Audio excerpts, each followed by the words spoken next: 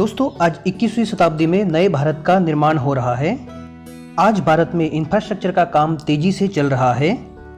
इस कड़ी में भारतमाला प्रोजेक्ट के तहत दिल्ली मुंबई एक्सप्रेसवे बनाया जा रहा है और सागरमाला परियोजना के तहत नए पोर्ट्स बन रहे हैं और पुराने पोर्ट्स को आधुनिक बनाया जा रहा है।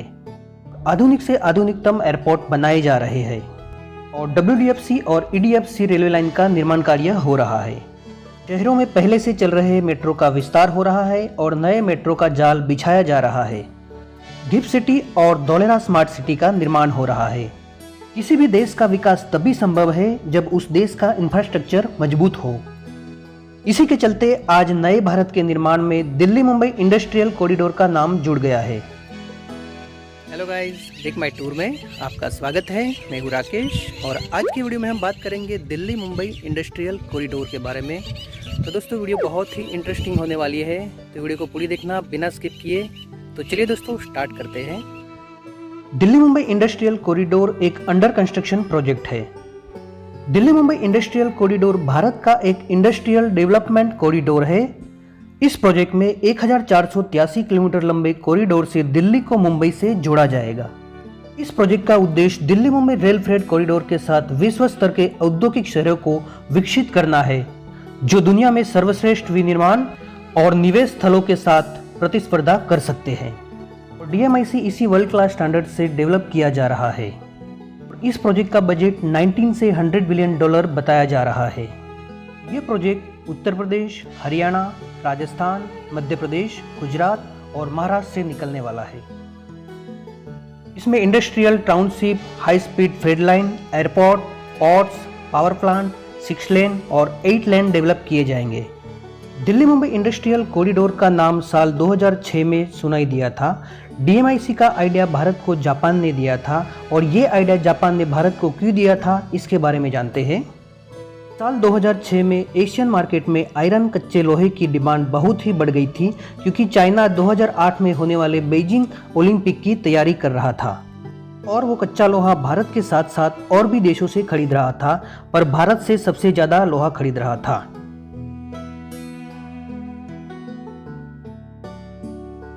और इसके साथ साथ जापान भी भारत से कच्चा लोहा और आयरन खरीद रहा था। इसके चलते इंडियन मार्केट में एकाएक कच्चा लोहा और आयरन की डिमांड बढ़ने लगी। भारत के पास डिमांड को फुलफिल करने लायक आयरन और भी अवेलेबल था, पर प्रॉब्लम थी इंफ्रास्ट्रक्चर, क्योंकि यहाँ पर हमारा जो इंफ्रास्ट्रक्चर है वो इतना स्ट्रॉन्ग नहीं था। और इंफ्रास्ट्रक्चर स्ट्रॉन्ग नहीं होने के कारण जापान को आयरन की लॉजिस्टिक कॉस्ट ज़्यादा पड़ रही थी और इसके साथ साथ इतना सारा सामान ट्रांसपोर्ट करना भारत के लिए बहुत मुश्किल हो रहा था। तो दोस्तों, ये सारी प्रॉब्लम फ्यूचर में जापान के साथ ना हो, इसके चलते जापान ने DMIC का आइडिया भारत को दिया था। साल 2006 में जापान के एम्बेसडर इंडिया आए और इंडियन गवर्नमेंट को इस कॉरिडोर बनाने का आइडिया दिया और इन्होंने एग्जाम्पल दिया कि हमारे जापान के अंदर भी ऐसा ही एक कॉरिडोर टोक्यो से ओसाका के बीच में बनाया जा रहा है, जिससे जापान की इकोनॉमी को फायदा हो रहा है। आइडिया भारत को अच्छा लगा और दिसंबर 2006 में इंडियन गवर्नमेंट ने जापानीज गवर्नमेंट के साथ MOU साइन किया। 2007 में इसका ब्लूप्रिंट तैयार किया गया और 4 साल के बाद इसे कैबिनेट में मंजूरी मिल गई और 2011 में इस प्रोजेक्ट को ऑफिशियली स्टार्ट कर दिया गया। इसके बाद भी DMIC प्रोजेक्ट ग्राउंड लेवल पे 2014-15 में स्टार्ट हुआ। इतना डिले होने के बाद भी DMIC प्रोजेक्ट स्टार्ट हो गया और इसका श्रेय road transport and highway minister Nitin Gadkari ji को जाता है। इस कॉरिडोर की 90% funding public private partnership model पर करी जाएगी और बची हुई 10% फंडिंग फॉरेन इन्वेस्टमेंट के थ्रू करी जाएगी। और इस प्रोजेक्ट में जापान ने भारत को 40 साल के लिए $4.3 बिलियन का लोन दिया है, जिसका इंटरेस्ट 0.1% है। और इस प्रोजेक्ट में 24 industrial region, 8 smart city, 2 international airport, 8 lane highway, 5 power project, 2 mass rapid transit system, 2 logistic hub और Indian first high speed rail को डेवलप किया जा रहा है। इस प्रोजेक्ट को 3 फेज में बनाया जा रहा है। फेज 1 की कंप्लीटेशन डेट 2025 है, फेज 2 की कंप्लीटेशन डेट 2032 है और फेज 3 की कंप्लीटेशन डेट 2036 है। फेज 1 में उत्तर प्रदेश में एक इन्वेस्टमेंट रीजन बनाया जाएगा 3500 मेगावाट पावर प्लांट बनाया जाएगा। नोएडा में स्मार्ट सिटी बनाई जाएगी और एक लॉजिस्टिक हब बनाया जाएगा और एक नया इंटरनेशनल एयरपोर्ट बनाया जाएगा। हरियाणा में 2 इन्वेस्टमेंट रीजन बनाया जाएगा, 2 इंडस्ट्रियल एरिया को डेवलप किया जाएगा और गुरुग्राम को स्मार्ट सिटी के तौर पे डेवलप किया जाएगा। राजस्थान में 2 इन्वेस्टमेंट रीजन बनाया जाएगा, 3 इंडस्ट्रियल एरिया को डेवलप किया जाएगा, स्मार्ट सिटी को भी डेवलप किया जाएगा और अभी उदयपुर स्मार्ट सिटी का काम वर्क इन प्रोग्रेस में है और लॉजिस्टिक हब भी बनाया जाएगा।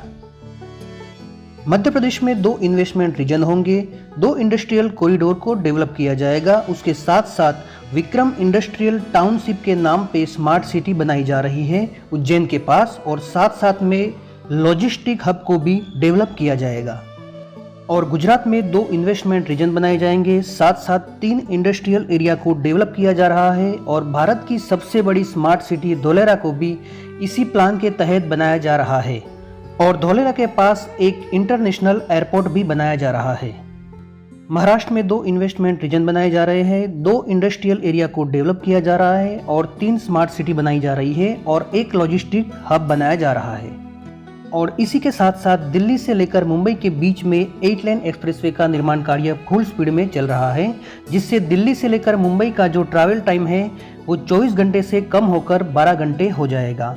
इन सभी के साथ साथ WDFC और EDFC का काम भी फुल स्पीड से चल रहा है और मुंबई से Ahmedabad high speed bullet train का प्रोजेक्ट का निर्माण कार्य भी फुल स्पीड से चल रहा है। 2011 में DMIC प्रोजेक्ट ऑफिशियली स्टार्ट करने के बाद भारत में कई सारे इंफ्रास्ट्रक्चर प्रोजेक्ट ऑनगोइंग चल रहे हैं। दिल्ली मुंबई इंडस्ट्रियल कॉरिडोर के अंदर जितने भी प्रोजेक्ट है वो पूरी तरह से 2037 तक बन के तैयार हो जाएंगे और इतना बड़ा एरिया एक साथ डेवलप करना ये बहुत बड़ी बात है और इंडियन गवर्नमेंट इस प्रोजेक्ट को बहुत अच्छी तरह से मैनेज कर रही है। तो दोस्तों, Indian government Delhi Mumbai industrial corridor के जरिए इंडिया की इंडस्ट्री को ग्रो करेगा, इंडिया की इंडस्ट्री सिटी को प्रमोट करेगा और इसके जरिए इंडिया की इकोनॉमी बहुत ही ज़्यादा स्ट्रांग हो जाएगी और बहुत ज़्यादा रोजगार आएगा और 2025 तक इंडिया दुनिया की तीसरी बड़ी इकोनॉमी बन जाएगा। इसी के साथ साथ हम बात करेंगे इस वीडियो के बारे में।